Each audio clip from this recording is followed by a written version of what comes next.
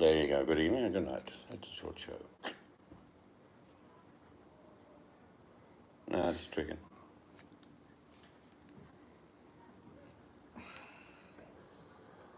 Somewhere over the rainbow, way up high, there's a land that you dream of once in a lullaby.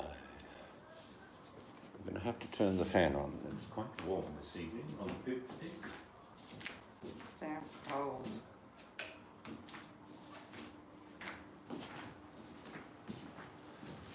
Cold? Yeah. You're kidding me. No, I'm not. It's warm.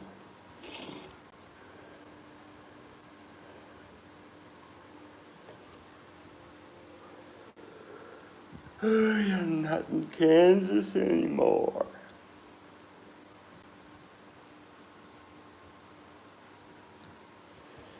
Do-do-do-do-do. Do-do-do. I've been singing Rod Stewart songs. I am sailing. I am sailing home again. Across the sea. I am sailing. Hello, good evening, Scarlett. Ivy, how are you, lass?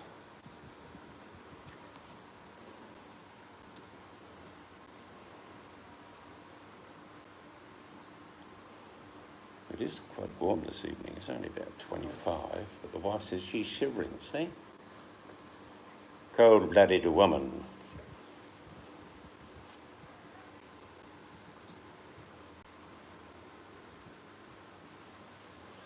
Tonight we had pork in soy, honey, a little bit of, what's the other sort? Hoisin. And Hoisin, was it? pretty sure it was hoisin. Oh, Gently stir-fried. It was yum, along with some fried rice. And I did all that cooking in the bathroom, because that's where my kitchen table is at the moment. Yes, it's a kitchen bathroom. Yes, it's everywhere, Scarlett. Yes, I can just imagine old Gringo, tuxedo, black little bow tie.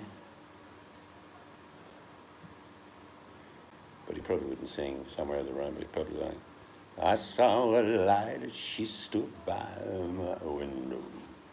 Whoa, flickering flame of the love we once shared.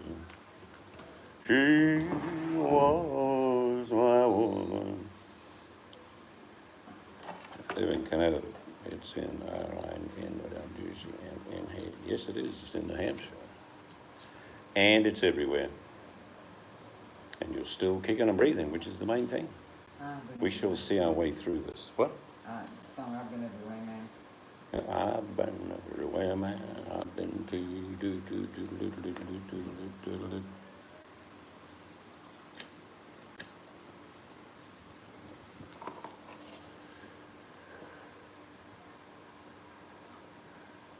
a kiss on the hand may be quite continental, but donations I'm girl's best friends.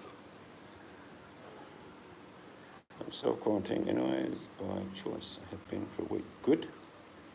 Hunker down, Scarlett. Actually, you know the funny thing about Philip Morris's ads, old Gringo, it was a performer who was only about 4 foot tall. And Philip Morris, in the early 20s, picked him out. They called him Blue Boy, I think was his name, Blue Boy. And he used to hold big boxes of makeshift cigars and cigarettes from Philip Morris. I'm pretty sure it was Blue Boy. Someone will correct me, I'm sure. That little belt, because he was the only guy. He looked like a bellboy. He was a bellboy in the lift to the, I won't quote the tower. I wanted to say the Empire State Building, but someone will know what I'm talking about. But he was spotted by an executive, Philip Morris, and said, I've got a job for you. He did it for a very long time. 40 years. Yeah.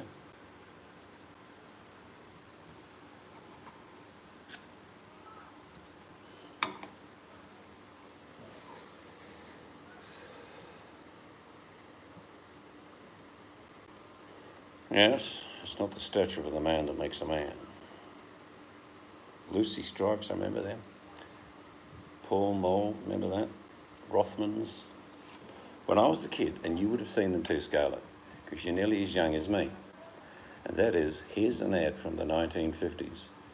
9 out of 10 doctors recommend Camel for a soothing after-work experience. Smoke Camel. Most doctors do. And if you told people today, they'd be saying, nah, that didn't happen. Yes, it did. Hello, Paddy. Doctors used to advertise cigarettes. That relaxing after-work cigarette brings joy to most doctors. And who can forget? Da da da, da da da da. It's the Marlboro Man. Yes? Eases tension in the pregnant woman. Just have a few Camels each day.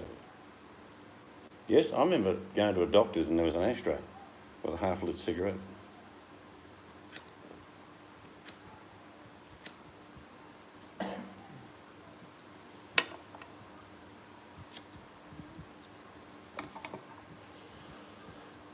Certainly a strange world we came from. Women were not allowed in bars. Nope. We used to sit in the car. And as a newspaper boy, I used to run into the pub because they didn't care about a 9-year-old newspaper boy. He was welcome in the pub. I'd get the shandy and a packet of crisps for the ladies sitting in the car and sell them a newspaper. It was a win-win situation. You could tell how long they'd been sitting there by the amount of ash that was just outside the passenger side door on the footpath. I'm pretty sure there was plenty of footpath with ash on from women who didn't go into bars, but they still drank a sneaky little shandy or gin and tonic. Yeah, that was the 60s. And if the husband came out of the pub not too drunk, maybe perhaps the woman didn't get a hiding that night, which is also a sort of terrible thing that happened in the 60s. Telling grandfather he is Lucky Strikes. They were the white and red packets, I think, and drank Boilermakers. He was a simple and kind man. Yeah, it's weird, like I say, it seems like we come from another planet, our generation.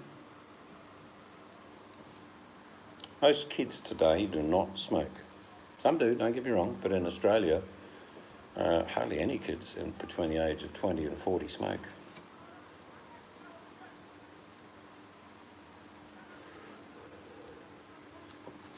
It's weird that, isn't it? Like you think about trends. When I was a kid, everyone smoked. I think dogs used to smoke, I'm not sure, but everyone seemed to smoke. It wasn't frowned upon.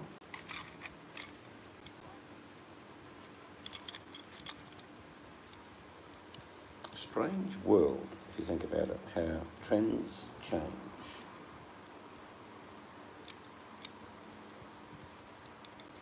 I mean, in Australia, we had a policy called the White Australia Policy, which was very much downtrodden the local Indigenous Aborigines. Terrible things.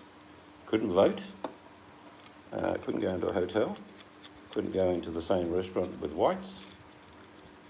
No different than America, really. Exactly the same here. But it changed. We had a very progressive Labor Party Prime Minister called Gough Whitlam, who changed a lot of things. Indigenous people were recognised in this country, the White Australia policy was abandoned, and women could vote. Locust invasion, African China. No, but we get them here, often. Mind you, not this year, because there's nothing growing. If we had a plague of locusts, they'd get out and go, geez, it's just sand, boys, get back underneath. I haven't seen that locust invasion, have you? No, but we get our own here. We see quite a lot here. And it just makes the sky go black. My friend, excuse me. We approached his house and put out a cigarette. Yes, none of my 3 boys have ever smoked, and they are grown now. I never smoked when they were in. We don't smoke around our kids, ever. It's just our policy.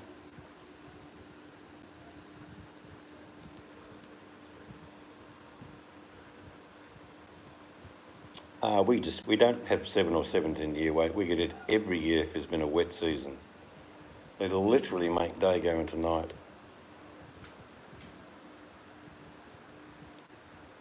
Mice. Mice plays, we have some beauty of them. And in Queensland, the cane toads. Hmm. They just take over the roads and the yard. One of the biggest phenomena in Australia, and it's usually after a really heavy wet season, we get flying ants Oh, flying in their millions. Luckily, and apparently they do bite some people, but I've had them all over and they don't bite. But it's the same in our house. We have different months where it's just chock-a-block full of birthdays.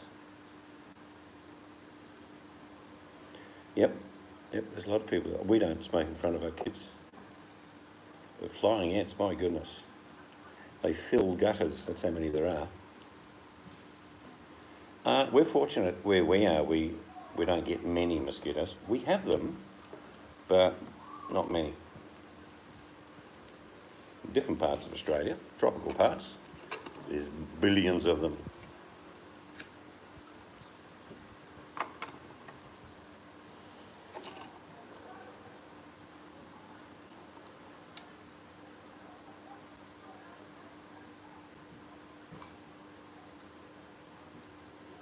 We get a phenomenon. It's usually about May, most years, old gringo, where the winds change.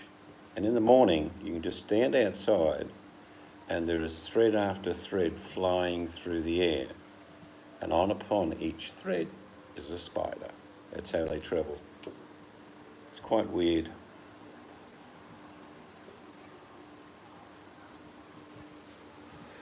But in the morning, like I say, when the sun's going, you see all these threads just gently going through the sky. Hello, Tammy. Yeah, little tiny ones they are. They all cluster. Sometimes they'll hit trees in their thousands. Of course, what happens? Birds eat most of them. No. There's a lot of poisonous things in Australia, but they don't often bite us.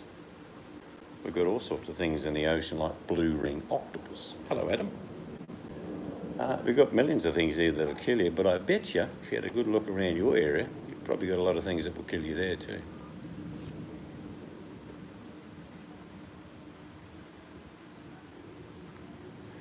Yep. Ticks are a big problem in cattle country in Australia. And we're talking ones that are inch across, big green like a butter bean, or actually more like a broad bean they look like. And they get stuck into cattle. Terrible. Oh, what those big ticks. Mm. Right now, well, there's not a flea problem yet. Actually, we've been lucky this year. Not many people have Oh, commented. it's just been so dry. That's why.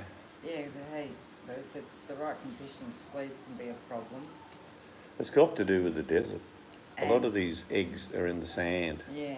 Hello, Buttercup. Right. And it takes a decent rain, but where we are, we've had drizzle. Bot flies, yep. We What's get going around the school? nits. Yes. Yeah. I don't want to get nets, I tell you. Iveman. Iveman, or you mean Iceman? Oh, man, damn. Auto check.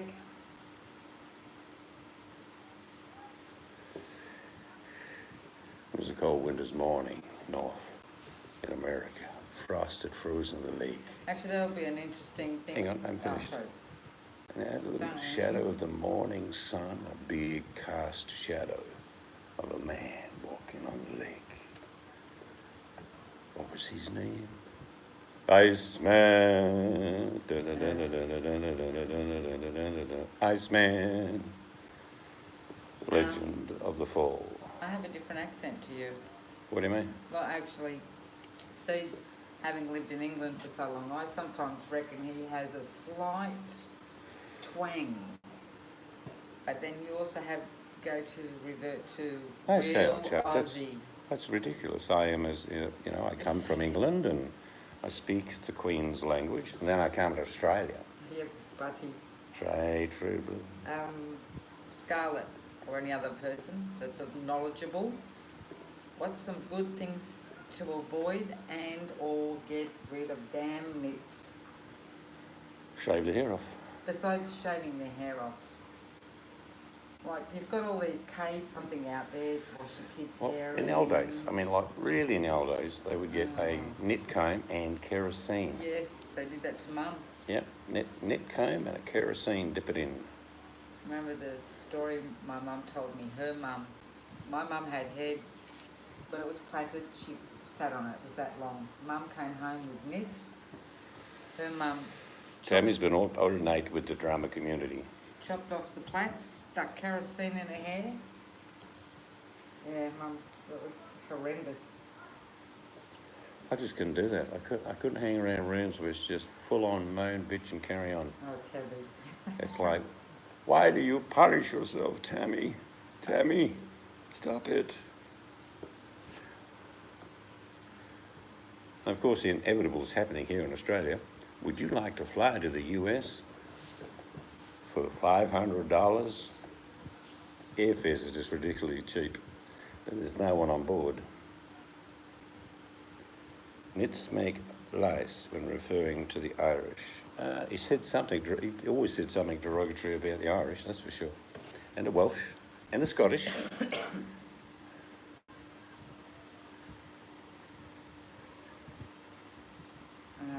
My little butty. Yes, I accidentally called it that. My damn autocorrect Well, once. if you were in England, you'd be saying butty, not butty. Oh, nothing like a good chip butty. I mean, you've all seen my Butter hair. running through your fingers and crispy chips inside. Imagine if we got nits. Imagine if you got nits in your beard. I just shaved off. But I mean, yeah, no, my grandmother used to use, I think it was half water, half kerosene. Yeah. But she dipped the comb in there, a real fine tooth knit comb. And everyone had to go through, even if you didn't have knits, you had to have a crack at it.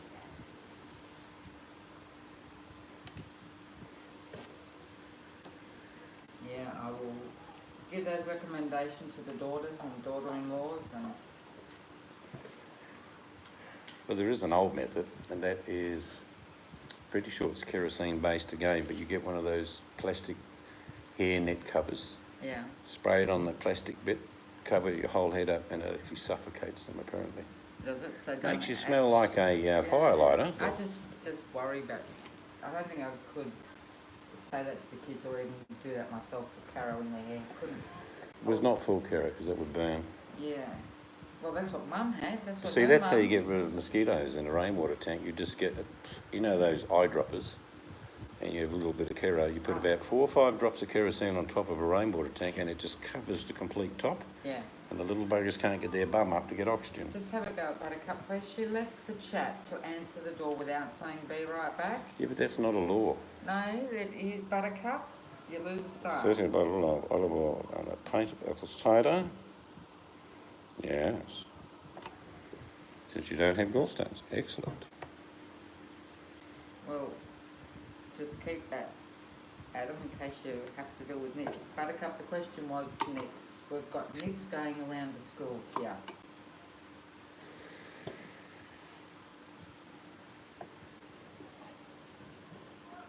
It's one of those weird scenarios that you get 1 or 2 kids, unfortunately, live in a socio-economic bad area and have no money. Mum and dad have no money and they don't clean that often, and the whole school gets their nits rid of, and then these kids bring it Yeah. back again the next week.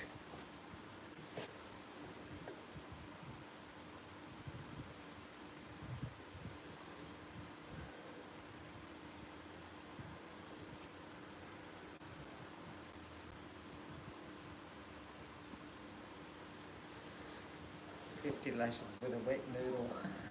Yes, severe punishment in this room. Each of us will get to whip you with a wet noodle until it breaks. Crying for mercy, Butters, will not help you. Old Gringo can go first. Whip out your noodle, son.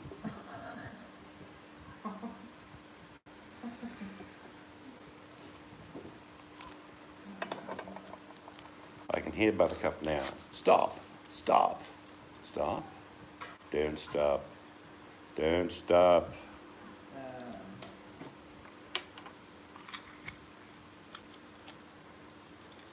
Oh dear.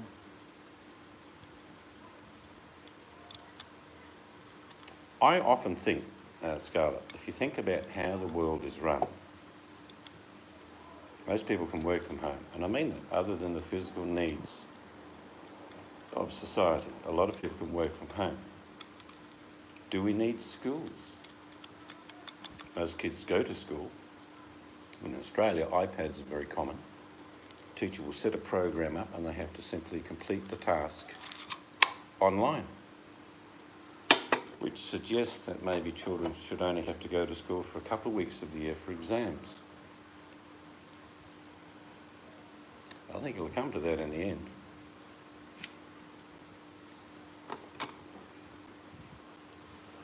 Because education is simply the mode of delivering knowledge.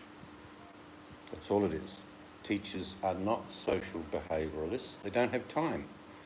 40 kids in a classroom, you can never really go one-on-one with a child. So it's just a learning process. There is the interaction of kids, of course, with each other, which is a social skill. But the education does not have to be in a school or a classroom, because a lot of it is done online now anyway.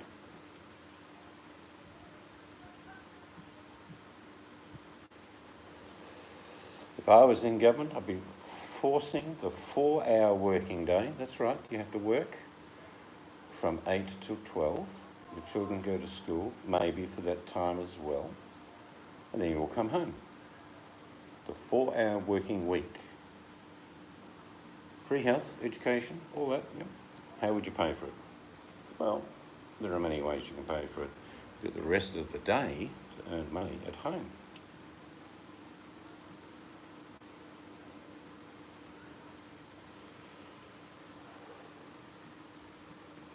It's a weird world when you think about it. We teach our kids to replicate what you do by going to work.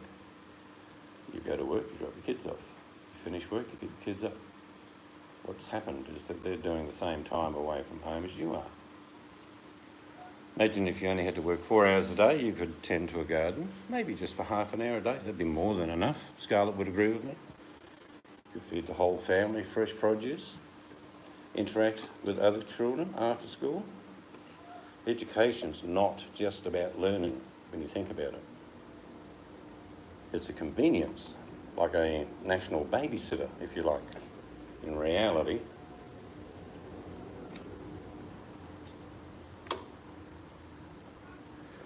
remember an old ABC show years ago where someone was looking into the amount of time kids spent in school, and they seriously did a study over a whole term, about 12 weeks. And they would stop a random child, say out of 500 kids in a school, every day, and they'd sit down for 10 minutes and ask them the simple question, what did you learn today?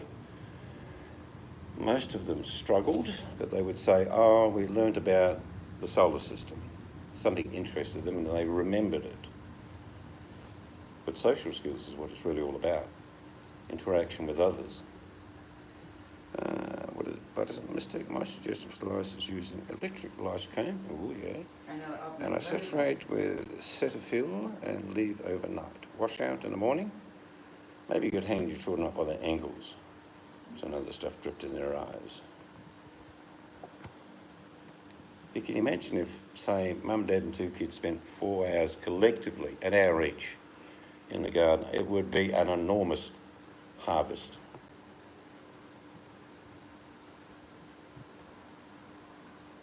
Yep, I was the same, Adam. Most of them I'd go fishing and catch something to eat.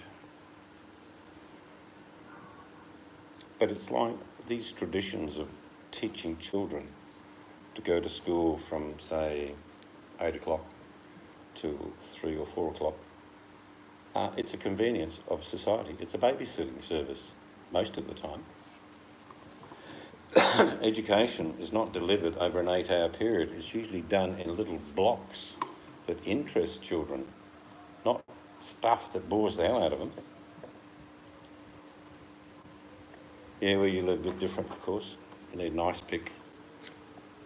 No, well, school's good in one respect. You've got the interaction and the teaches social skills for some, and of course a bit of history, whatever. A la carbonara. I think one of the poor pasta dishes used to be called puttanesca. which in Italian means any shit you throw into a pot, basically. Puttanesca. Buongiorno, come sta? Bene, bene. What's in it? Whatever you can find, actually.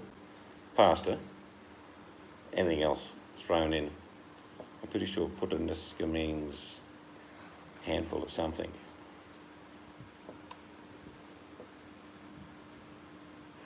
Well, I'm not sure whether you're going to get onto MasterChef with carbonara spam. What do the judges think of tonight's contestant, Adam Key, with carbonara spam? Oh, it's unique. I think I'll give that to. Oh, I love shepherd's pie. I think Adam should do a cooking channel with spam. Yeah, you should do a series of cooking with spam. Yeah, come on, Iceman, do it. Spam for the working man. Some fancy music at the start. Of course, you could cheat and steal the old famous spam, spam, spam, spam, spam, spam, spam, spam. Jamaican me hungry. Very clever, Caroline.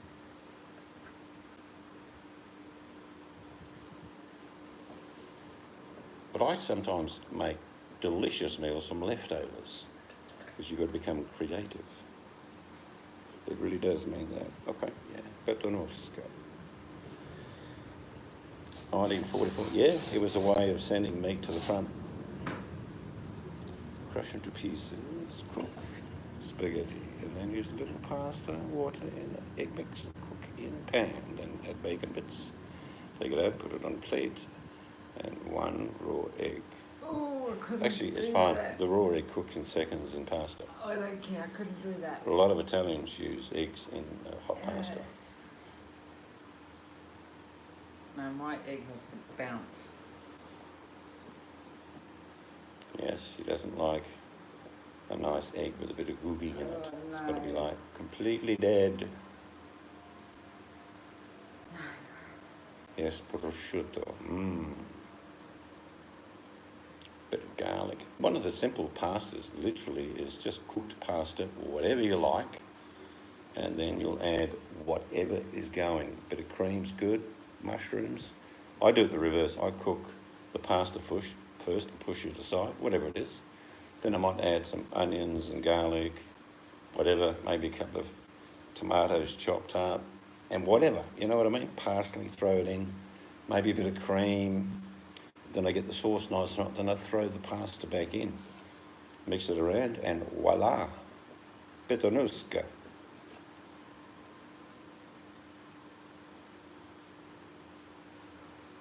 It's like most spaghetti in the UK and Australia comes in 500 gram whatever. Now that's about a pound and a bit in America. But 500 grams is, believe it or not, about 10 meals. 100 gram of pasta, snapped, cooked, is a nice sized bowl of pasta with whatever you're doing. So 500 grams of pasta goes a long way. I also use, I'm pretty sure Scarlett would do this. You know when you make a nice chicken soup, veggie chicken, it's just yum. But you think, yeah. So I'll cook up some spaghetti, but I'll then cut it up into little bits, and then I throw it into the chicken, and you have chicken noodle soup. And people, when I did it once, the kids said, "You're mad, spaghetti. That's not a noodle." I said, "Well, actually it is." They go, "Is it?" "Yeah." So just normal spaghetti cooked, put into chicken soup is chicken noodle soup. And it's usually, pasta is a bit firmer than some of the noodles you buy, and it's yum.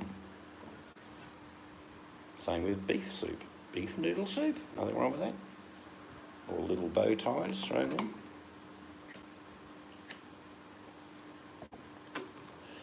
And to cheat, if you want to cook a fair bit of spaghetti, cook it up, say about a pound of spaghetti, whatever it is, put it in a big bowl and a little bit of olive oil, just chuck it in the fridge.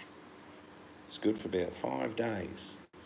You can heat it up and have spaghetti bog if you want to. You can make soup with it. You can have whatever with it. But it's convenient. It's like potatoes. When I cook potatoes, I'll cook about 10 of them. We might eat 5 between us, but then I've got these cold cooked potatoes. In the morning sometimes I'll cut them up in little slices, cook a bit of olive oil and butter, crispy, yummy slices of potato Takes no time at all.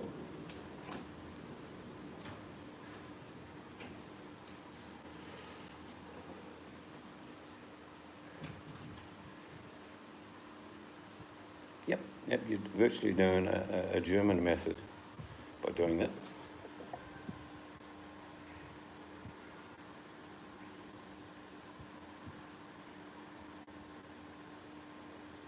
Seafood linguine, yep. The wife likes linguine, but she's not big on seafood, but I know what you're talking about. Comes up a treat.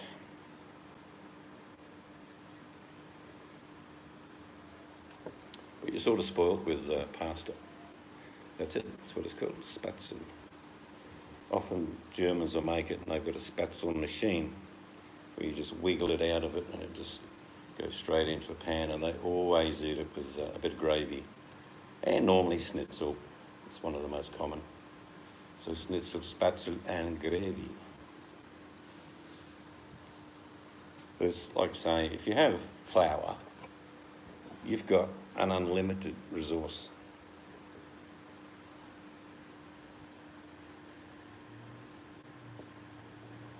Yep, that sounds good, Adam. Old Ringo's cooking. He's probably got a live can of Spam now. He's just shooting it between the eyes. Yeah, it was a merciless death, but now I've got to fry it in little slices. About the only way I can eat Spam is actually shallow fry it so it goes crispy. But that's, yeah, if I have to, I'd eat out of a can. Don't worry about that. I would. It's protein, good amount of fat.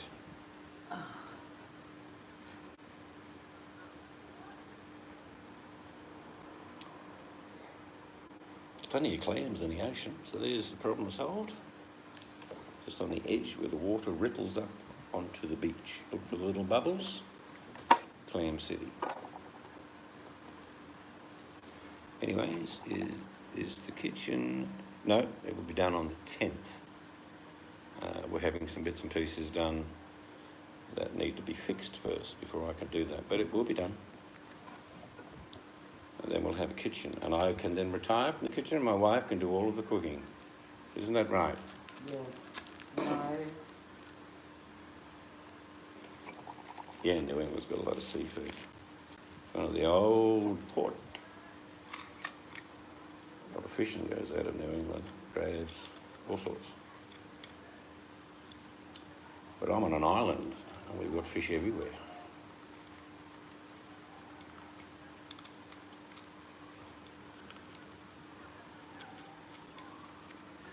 I truly believe, Scarlett, that anyone who cooks is like an alchemist. You get in the kitchen, you go, you have an idea, then you run with it. Yes, well, my smoke detector tells me when my toast is done. Yes, it does. One way to get the fireman here. Yep. Oh, hear the phone.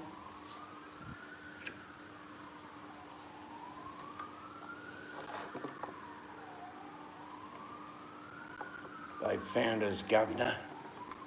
They'll never take us alive. Oh, they're out because they're chasing cars with toilet paper out. Mm-hmm.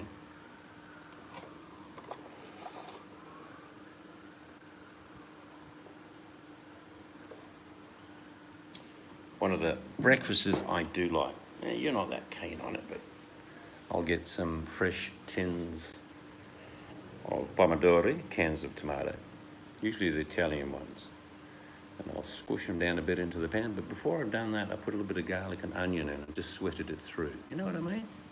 A little bit of olive oil, maybe a touch of butter, depends how I feel. And then I'll add the pomodoris, mix it around, add some oregano. Just get it simmering so it's blip, blip, blip like that. And then I'll put 4 or 5 eggs cracked into a pan. Put the lid on. Near the end, just as it's nearly finishing, eggs are still gooey, they're still moving in the middle, but they're all cooked. Then I'll put some Parmesan cheese across the top. Into some fresh crusty bread, toast it, get the ladle, and take out portions of the yumminess. Put on plate and devour. Simple, but yum.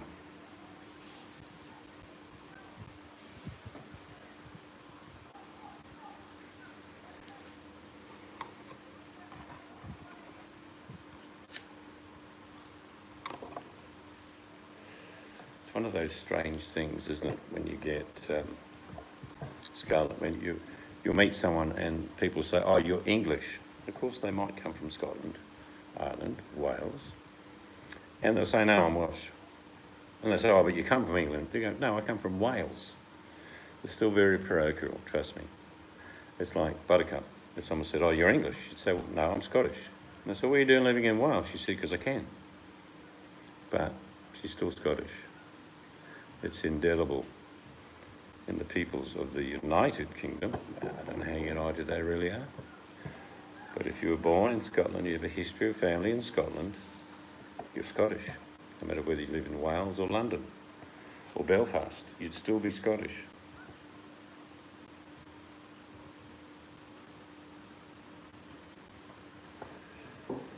It's like having a family. I've got family all over the United Kingdom, Scotland, Wales, everywhere. And they still hold grudges against each other, even in the same family. Because generations have passed, 8, 9 generations. And they'll say, yes, I came from England, but I'm Scottish now. So it's one of those things you take on the mantle. It's just like you said, Scarlett, I'm 74% English, which means your heritage and your history and your DNA. But if I asked you, you'd say you're American. It's what we label ourselves that count, not what other people label us.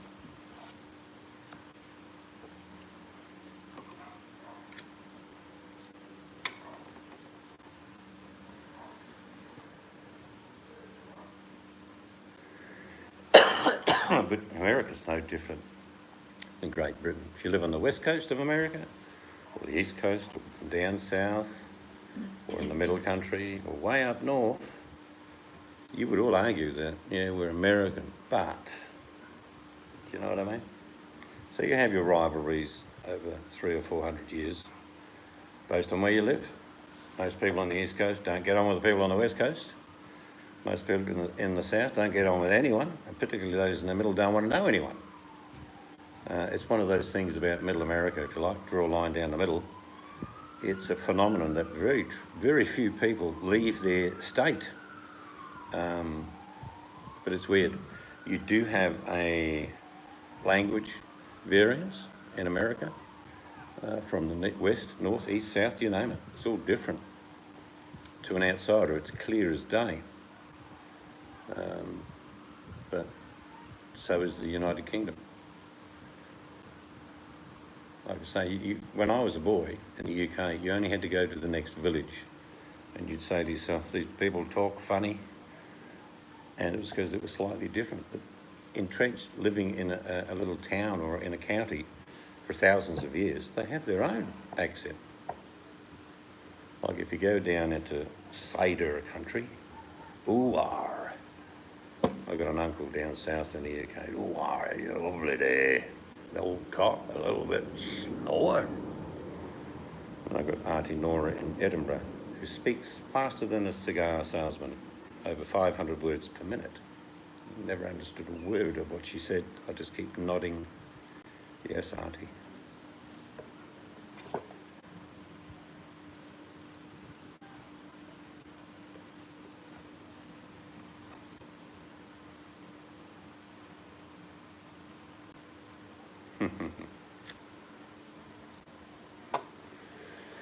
The old Dixon line, eh? Virgil Graham was his name. Da, da, da, da, da. Yep.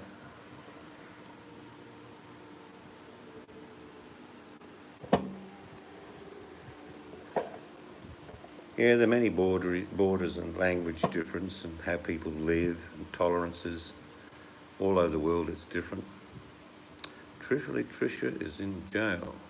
Yeah, I saw that. Well, I'm pretty sure that someone like that would be sentenced for stupidity. I've no doubt, whatever it was. It was stupid.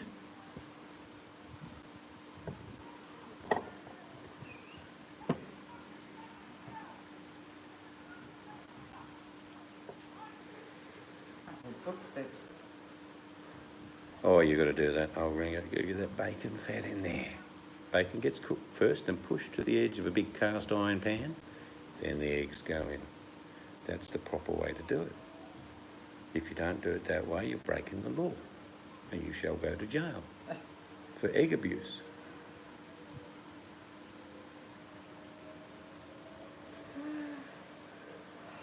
Dear.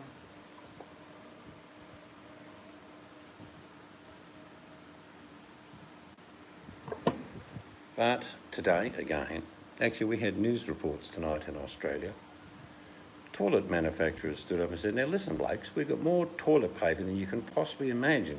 Just because we deliver 1,000 rolls to the shop and you buy them all in 10 minutes, we've got 5 billion rolls of them. So hopefully that will start to ease up. But all over this country, every shelf is nearly empty, except the vegan aisle. That's full. Maybe they're not going to survive.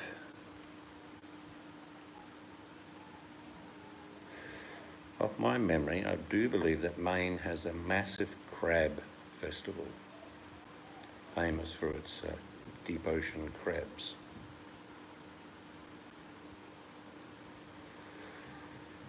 Oh, there's a Berkshire in the UK as well. Lots of names similar all over. Like if I told you the name of a town called Richmond, well, in my country there's about 12 of them. Towns, all named the same, different states, different parts of the state. North Richmond, South Richmond, Richmond. Very common town name.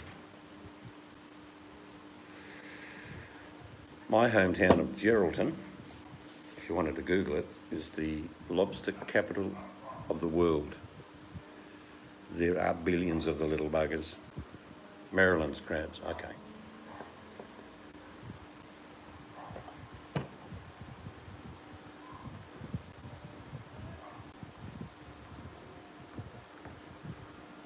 Yeah, like I say, if you just Google Geraldton, Geraldton,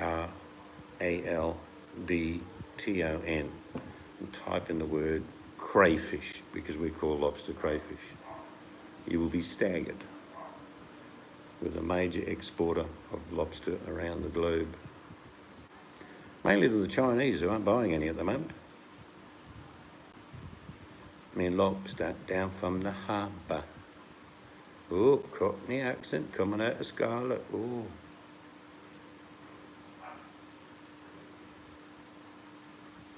Even the Cockneys had really rich, deep language. And we went to the East End in London, and they all sound like the Cosmopolitan. It's all gone. Language is one of the things that suffered through multiculturalism. It's all been melded in, if you like.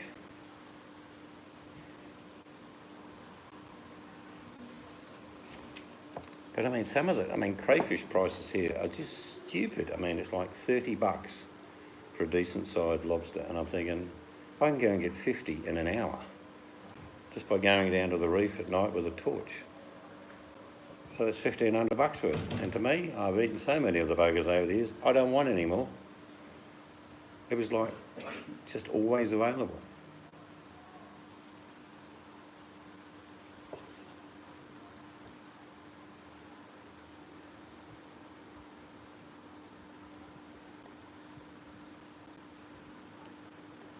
But I think we might have an early night tonight. What do you think, do you?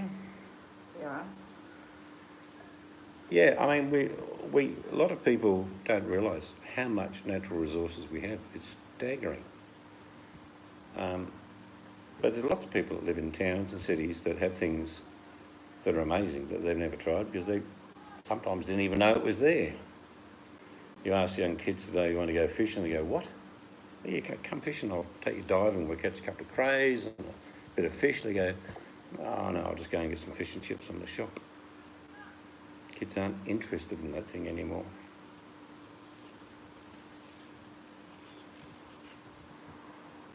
Louisiana cooking, yeah. A little bit of gumbo. What you put in the old gumbo? Whatever's moving. It's got eyes, it's going in the gumbo. You got tattooed in Bahaba. Ah, where's your tattoo, Scarlett? Is it visible to the naked eye, or do you have to be naked for the visible?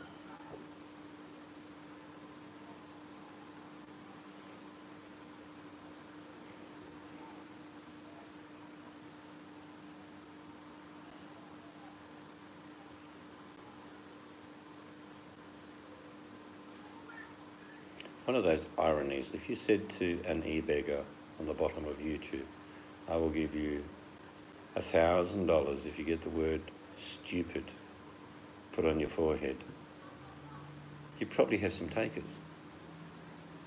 Some are visible and some are not. Ooh, intriguing. Do butterflies have any reference to tattoos?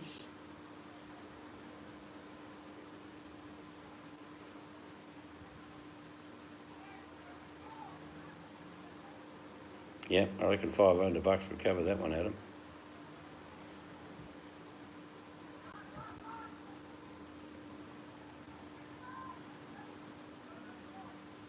Your back's tattooed. I always think tattoos are just like self-expression. I haven't got any, but it's like I understand what people do them. Like a lot of people will put their children's name. Yep, $10 might cover it, I think, Buttercup. Yep, I say put on the word stupid with a donate button next to it. That'll work.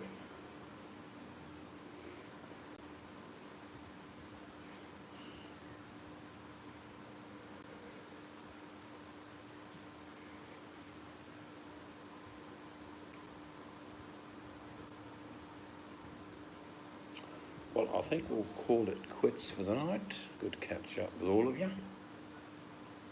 It's one of those weird times of the year. It's sort of hot during the day and cools down at night, which is good. 2 tats. Homemade stupid move. I was 13. Probably got something like I Love Sally. You're 13 to do anything like that. But I love her. Nah, not really. Anyway, it's going to be good night.